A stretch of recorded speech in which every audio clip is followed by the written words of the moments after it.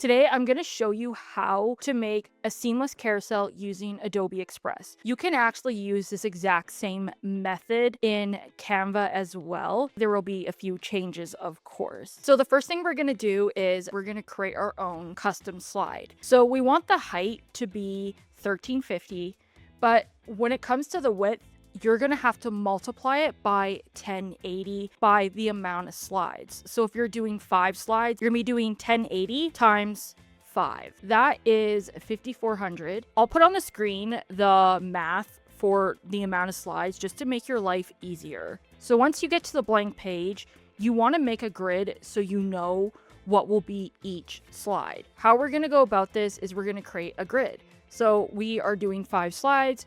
So we will make sure we choose the 5. You want to click on it. You're going to change the spacing to 1. And we are also going to set it as the background.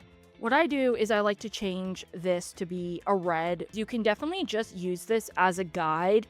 Then I like to click on this and I will double click and I will just get rid of the thing in here. And then I'm just going to change this to a white.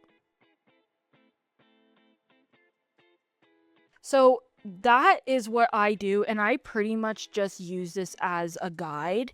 So then you can just start adding in your own elements that you have and start designing. So this is one that I already have completed. What you want to do to actually export this so they are actually individual slides and not just one giant image is you want to go down to add-ons. And this is going to be free, so you don't have to worry about paying for anything.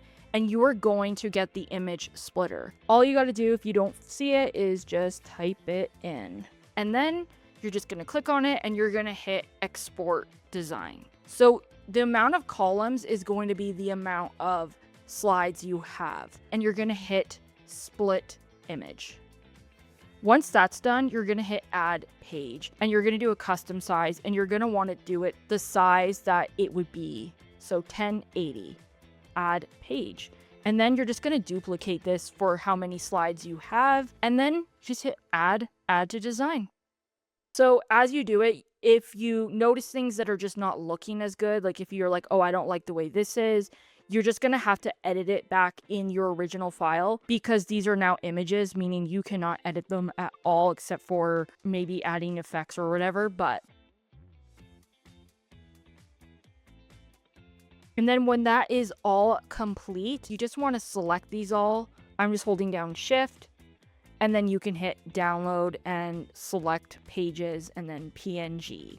And you can hit download. The other option is also just going to the schedule and uploading it through there as well. But that is how you do it. It's pretty easy. You can do the exact same thing in Canva, although you just might have to use a different add-on. And I can do that in another video.